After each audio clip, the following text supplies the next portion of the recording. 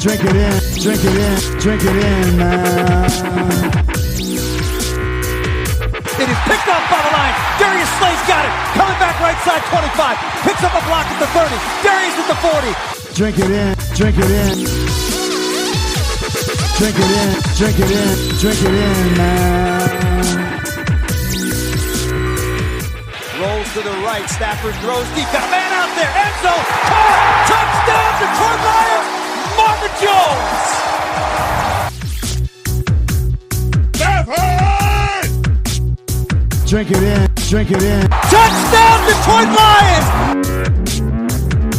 Cornbread. Stafford! Drink it in, drink it in, drink it in, man. Detroit Koolaid, what is going on, everybody? Back here for the fantasy football flavor show right here on the Detroit Koolaid Cast platform.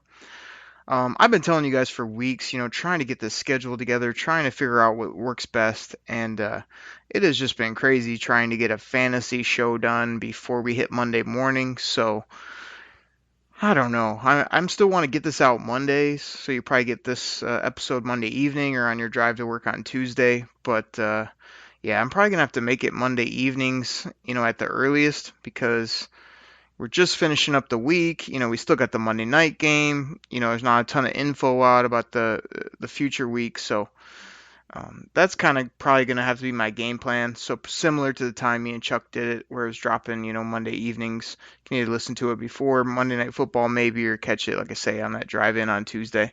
But let's go ahead and get that out of the way right now. Just excited to talk fantasy football with you guys once again.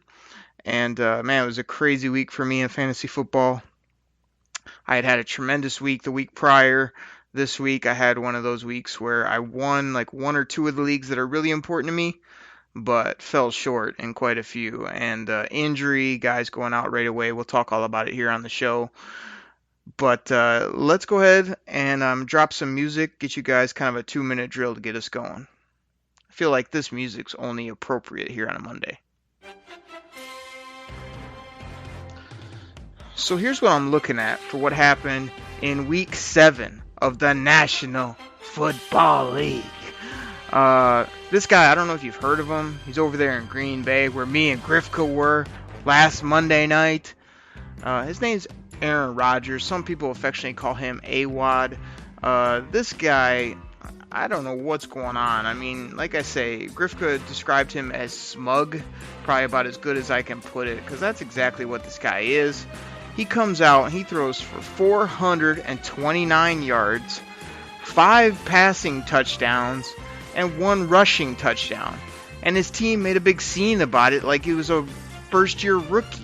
I don't understand it whatsoever. I mean, they were playing the Oakland Raiders, who Grifka thinks is the greatest team on earth and is going to beat the Lions, but it's still no excuse. I mean, Aaron Rodgers is a good quarterback, but he's well past his days of being the top guy. And to see him come out and put this kind of number up was crazy. I mean, absolutely crazy. So, he was the top performer of the day. There's no question. Some other stat lines I got. I don't know. How about this one for my Lions fans out there?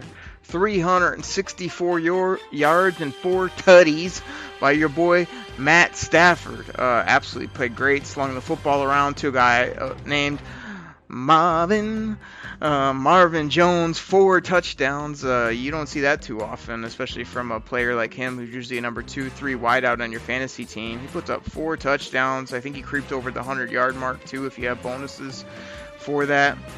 Another guy on the other side of the football in that Vikings game, Dalvin Cook, thought he'd run for 142 and 2 touches. This guy is just some kind of beast at the running back position. Oh, and yeah, Vikings receiver too went for 142 yards. The name's Stephon Diggs. That's 2 big weeks in a row for the Big Hughes, who told me that the only guy that balls out on that team is Adam Thielen. Well, not so much anymore, huh, big fella? Lots of top performers in that Lions Minnesota game, no doubt. Crazy, absolutely crazy stuff. Those were my top performers in Week 7. Crazy week when it comes to stats, numbers, everything. And I got to hit you with injuries now. because that's basically my 2-minute drill. But we got to spend more than 2 minutes on injuries because there was a lot of injuries in week 7 of the NFL. These are some names I wrote down. Adam Thielen catches an incredible touchdown, pulls his hammy. Kerryon Johnson, a guy who I have in almost every fantasy league I do, comes up I think he's got a big bulky knee brace. I'm not exactly sure what's going on with Kerryon. Kerryon Johnson is a guy that everybody wants to call injury prone. And he had injuries in his rookie year. I think they pretty much held him out extensively because the season had not gone as planned, and he just needed to sit at that point. But here we go again this season. He's kind of been nicked and dinged, and I remember he had a pretty good run, and then you sort of saw him come up a little bit lame. The next thing I knew, he's out of the game. And the next thing I knew, they showed him on the sideline. And he's sitting there with his head down, almost in a pouting type position, just feeling sorry for himself. It's like, if this guy has something really wrong with him, he's wearing that big knee brace, it needs to be taken care of. But if he doesn't, we need you out there, 33. This is a guy that was having a pretty good day running the ball, had some seams and probably could have done some good things in this game. But he goes out, again, I think it was probably mid first quarter, gone for the game. And the Lions, I don't know what they're doing. They have no depth at running back. I mean, carry on. Then you got a guy named Ty Johnson and J.D. McKissick back there. You really think that's NFL quality depth at the running back position? Everybody thinks I'm crazy because I keep saying, hey, I know you're not going to like it, but Melvin Gordon's a blue chip player who's out there who wants to get paid and wants to be traded to a good situation. I mean, could you imagine Kerryon and Melvy back there? I mean, because I could. That's what I'm talking about. Smash mouth. They can both catch the ball. They're big. They can block and pass protection. They're young enough. You could have them for a long, long time. It's not a type of move the Lions will make or have made, but hey, you want to run the football and you've been dinking around with these little running backs all this time, I say, that's an option to consider. Kerryon. If he's not back in the next week or two and this thing lingers, it's going to be real disappointing for me, a guy that saw that this guy passes the eye test pretty quick, but he's not having a very good second year. Now he's injured once again, so Kerryon Johnson with a big injury. Matt Ryan came up with some type of leg injury, took him out of the football game. The Atlanta Falcons are an absolute mess. I mean, the Atlanta Falcons have a good quarterback. They've got one of the top receivers in the game in Julio. They got Devontae Freeman, who's a guy I liked. I really haven't heard much from him this year. I doubt his numbers are anywhere close to where they were a few years ago when he led the league in rushing, if you can even believe that now. They got Ridley, they got Sanu, they've got this tight end, Austin Hooper, who every week I look up, he's got 100 and a touchdown or more. But they cannot win football games. So, I know I heard today Matt Ryan said it's not that serious and he may play and then take the bye week. I would assume he's not going to play. They hold him out. The record is just embarrassing. So why run him out there again? Let him rest it, let him take the bye week, and then maybe he comes back after that. Will Fuller, who's a guy I put in my lineup the week prior, and he blew up, basically won me a fantasy week. I think that was against the Big Hughes, if I remember correctly. But I think Big Hughes had dropped Will Fuller, and I picked him up and played him against him and beat his tail. So that was tremendous. Of course, I kind of was dinking around my lineup, and I was debating on Will Fuller. I left him in because of his big play potential, and he had a pretty good situation in the matchup that he had. But sure enough, the guy goes down right in the beginning of the game. 1 catch for 5 yards out of the game. And I did make another good roster lineup, though. I kind of was tinkering Allen Robinson, Stefon Diggs. Threw Diggs in at the last minute, even though it was against my Lions, and put up a good stat line, mostly thanks to that huge catch he had at the end of the ball game. But that was good. So Will Fuller's dinged up. Tell me if you've heard that before. Marquise Goodwin there with the somehow undefeated San Francisco 49ers got injured. Matt Breida as well. We've got Delaney Walker. I mean, I hate to keep selling this guy out on the show, but That's the Big Hughes' favorite player, I think, in football, between him and Golden Tate. I mean, Big Hughes has Delaney Walker on every one of his fantasy teams at the tight end position. I've always absolutely hated this guy as a player. He seems to kind of put up some okay numbers, but I would never not only have him on my team, but put him in my starting lineup. And then we got this guy, Ito Smith. Ito Smith's a guy who I did not like in the draft process. Give Hughes a little props. Hughes was a guy who liked him. He ends up playing really good in his rookie year. And here in year two, I mean, they still give him spotty carries. He does nothing. Absolutely nothing. So Ito Smith is dinged up and hurt. And, hey, there's no better time for this than now. Well, Frank, I guess you could say his status, it's too early to judge.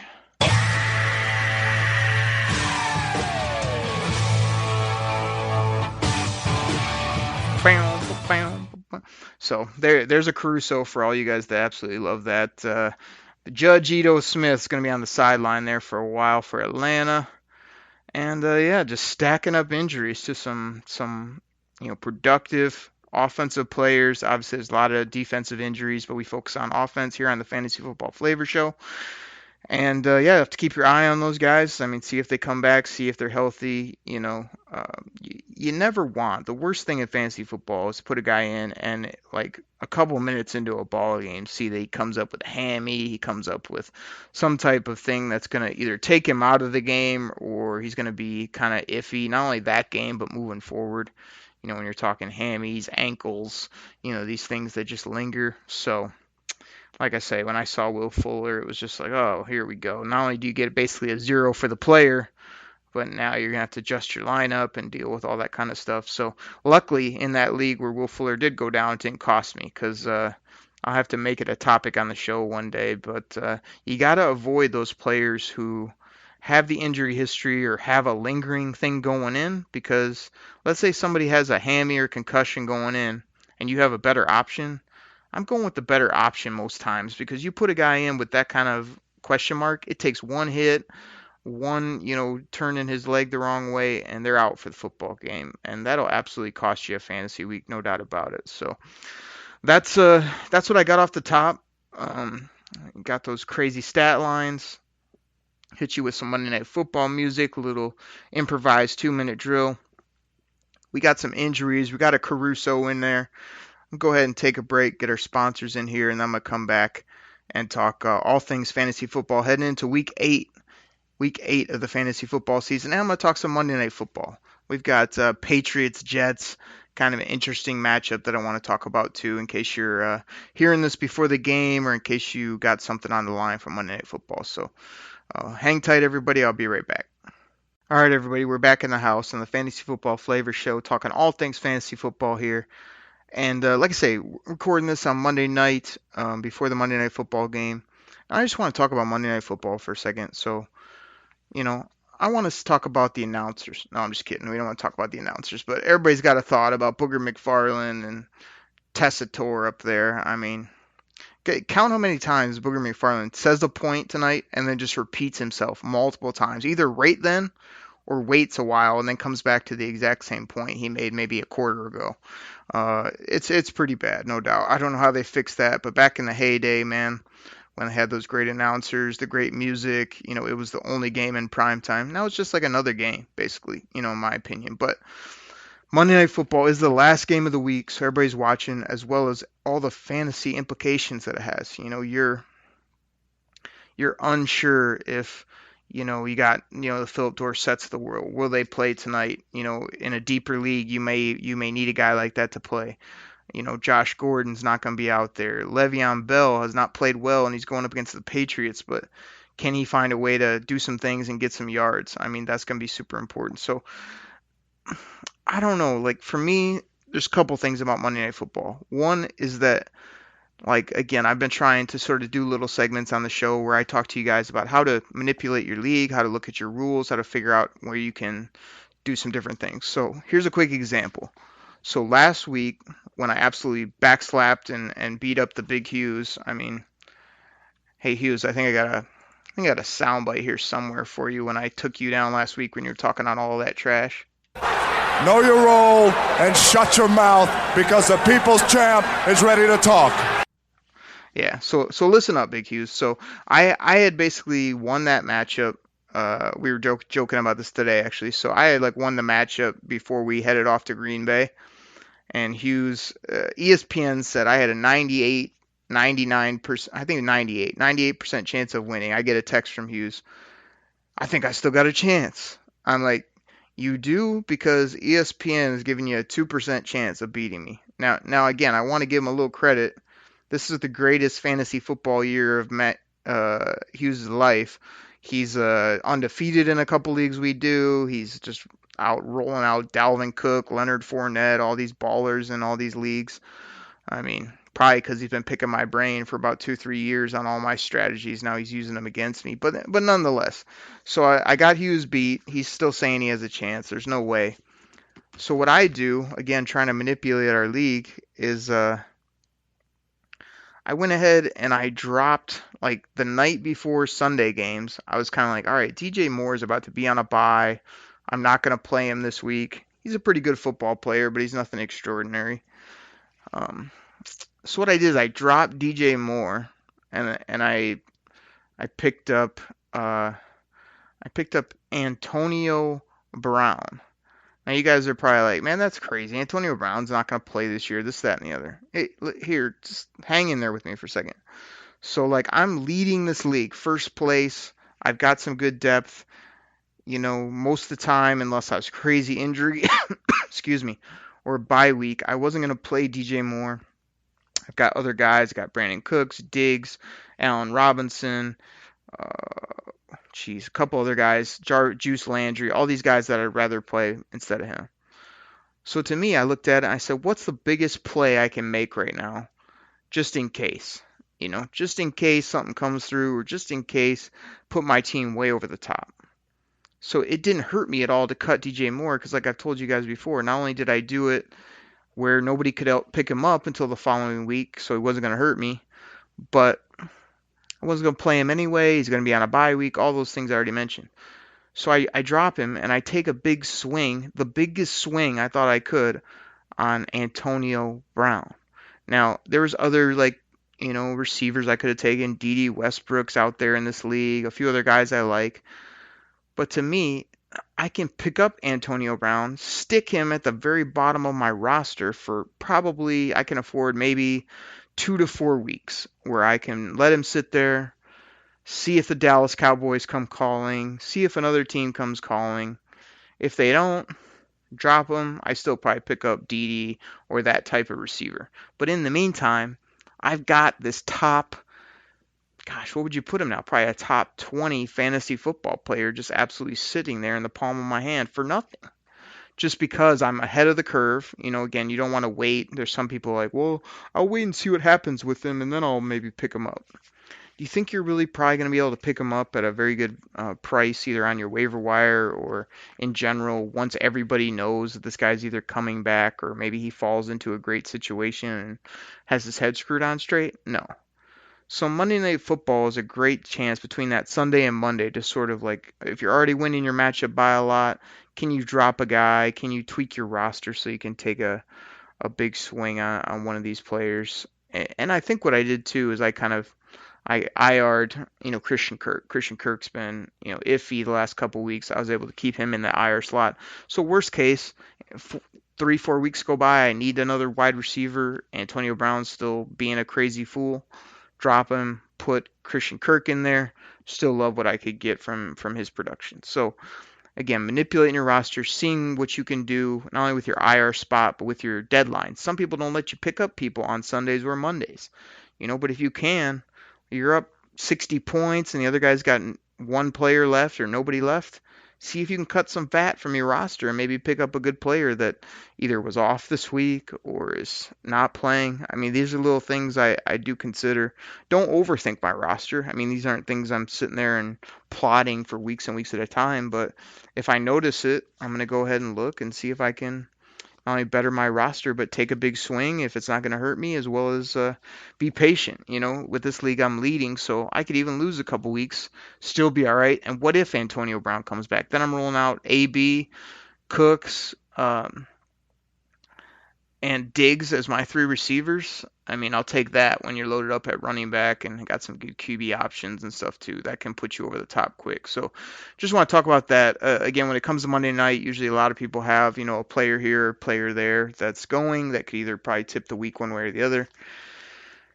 I mean, it's tough. Like, I guess my inclination is I'd much rather have, let me see how I put this, because I was going to say play people beforehand, but it is nice to have a Monday night guy in your pocket. It always feels like it gives you a chance, especially if the other guy has nobody. The other team might have nobody going in fantasy, and you've got a Tom Brady, you've got a Lev Bell sitting there in your back pocket ready to go on Monday night. But it can definitely create some nervous situations especially if it's a big time league, a lot of bragging rights, a lot of other things on the line. You're sitting there going, oh man, I gotta wait till late in the night on Monday to see if this guy pulls it out for me so you can win. I know it was a couple weeks ago, probably 3-4 weeks ago now, Odell Beckham on Monday Night Football under the lights. I think it was when they played San Francisco. All I needed was a marginal day from him. He probably could have got me 50 yards and I would have won one of my big leagues. That's when he just put up that goose egg. Like, it was, I don't even know what he had. Something like 30 yards on a few catches. That was it. Cost me the week. I mean, those are daggers, no doubt. So it's fun to have somebody on Monday night. It can also be, real anxious and real, nervous as well. But like I say, tonight, I mean, we're talking this game. I mean, everybody's up on the Jets again. Oh my gosh, Sam Darnold came back. Like, look at they pulled it out against the Dallas Cowboys. Everybody's, people in New York are just ridiculous. Like, again, putting Daniel Jones up there like he was some type of Hall of Famer. He had a couple good games, and the guy has no special traits. He didn't do anything that was extraordinary. He's played okay when he's been in, preseason and now. He's played pretty well to okay. But people were just anointing this guy, and I'm just like, especially at the quarterback position, or like calling him a franchise, giving him nicknames. Like, what has he done? He played good for a game and a half, basically. So, I don't know. Like, the Jets, to me, tonight will come in. They'll try to get Lev Bell going. The Patriots will be cued in on Lev Bell. They'll try to throw it up over the top a couple times to Robbie Anderson, which they do. And they'll probably lose by 21 points at least. I'd say the Patriots win this. Tom Brady will probably be surgical in the pass game. They'll run it from here or there. Probably Tom Brady, 300, 3 touchdowns, I'd say at a minimum. I could see him putting up 4 TDs. And then, like I say, the Jets just sort of putting along, It may not look like a blowout, but towards the end of this game, it's going to be a blowout. It's going to be, Patriots up, 14, and next thing you know, it's going to be 20 plus, and then there's going to be kind of wearing that clock out is how I see this game going down. But like you say, sometimes the Patriots, between the Dolphins and some other teams, they sort of just, kind of play down or get caught up. I don't know what it is, but I don't really see that happening this evening. Now, when it comes to my teams, I definitely do need, I need Lev Bell. Who else do I have in a couple of these crazy deep leagues where we have defense? I got Marcus May. I could use some points from him. I've been waiting on Chris Herndon. I mean, this is a guy I pubbed up in the preseason. He got hit with a long suspension, which seemed egregious to me. Now he's back, and I've been trying to put him in some of my lineups, and I read up he's got some, ankle, knee, some kind of hamstring going on, and he's just been eligible, and he's still not back. So I've still got him sitting on a few of my benches, but like I say, you'll see flashes from Sam Darnold. You'll maybe see a big play here or there, but the Patriots are just too good. They'll definitely dominate this game.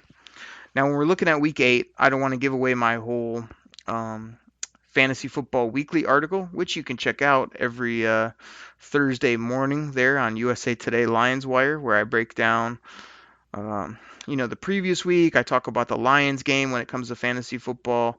I give you guys some waiver wire pickups, some start sits. I do some top 3 projected guys you can check out. I do intriguing matchups of the week, where I actually give you probably a handful or more of games to keep your eye on, ones that grab me when I look at the schedule, as well as the bye weeks, so you can keep an eye on those. And then I also name 2 players for each of those teams that are intriguing, which means maybe I'd play them, maybe I wouldn't, maybe kind of those under the radar guys that might blow up. I try to go next level on a lot of them. Sometimes, when the Chiefs are up and rolling, I give you, I don't know, Pat Mahomes and Tyreek Hill, in there, just because it's pretty obvious that those are going to be the guys that are both intriguing or probably going to be interesting when it comes to fantasy football for you. So I do a little bit of a mix there at the bottom when I'm putting in a couple players here or there. But like I say, I try to think of maybe, hey, who's a guy that's a little off the radar, but not too much, that might have a decent week that you could consider for your lineup. So like I say, check that out Thursday mornings. USA Today, Lions Wire, great place for football content if you love football.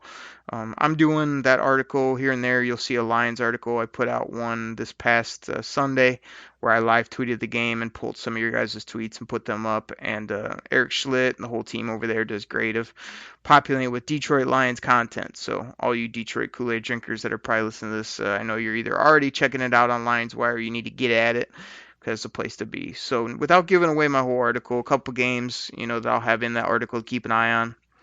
Giants-Lions. I think this is an intriguing game, and you're like, come on, Oakery, like, this is a game the Lions should win. The Giants are horrible. You'll see I put in there, the Giants are probably going to roll into Ford Field with Shepard back, Saquon Barkley back healthy, Evan Ingram back healthy, a certain guy that you guys all love out there in Lions land. You think is the greatest thing ever, even though you don't realize that we got Tracy Walker for him, basically, or no, Will Harris got him, and going to be a good trade when you look back on it. But Golden Tate's coming back into Ford Field. He's going to want to do some ridiculous dance after he catches it. Golden Tate, loved you, did great things here, but I think Bob Quinn moved on from you right at the right time.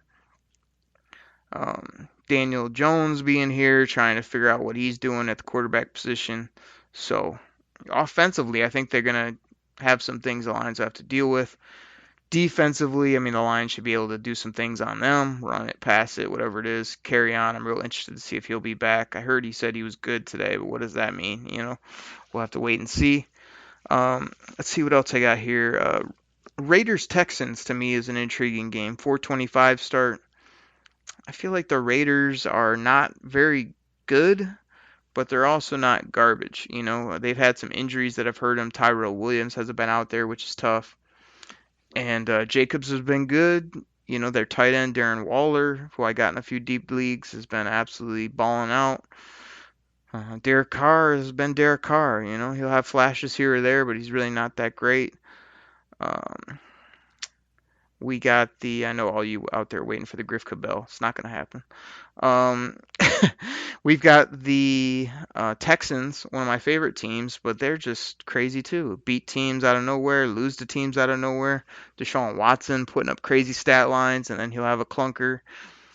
Will Fuller, like I said, he's hurt. You know how his history goes. He'll probably be out multiple weeks. But got to get Hopkins going. Kenny Stills will get his opportunity. And I think a guy like Duke Johnson, we haven't heard much from him. Maybe this is a game where they just utilize him and give the Raiders fits, covering out of the backfield and things like that. So I love the Houston Texans. I just think they're a fun, good team to watch.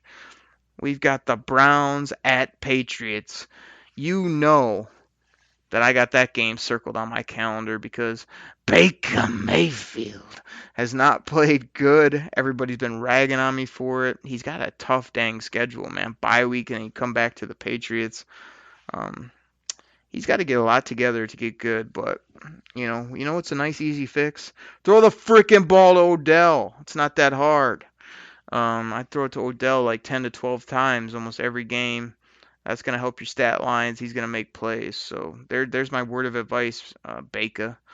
And the Patriots, like I say, they're just doing their thing like always. They'll probably be great in that game and give the Browns fits. Probably put another L on them, to be honest. And then I put check Packers, Chiefs. And the reason I put this down is because this is the NFL fanboy game where they just wanted to have Aaron Rodgers versus Pat Mahomes. They were just going to talk about that for the entire football game. I mean, Pat Mahomes is a baller. He's fun to watch. Aaron Rodgers is annoying, smug, and ridiculous.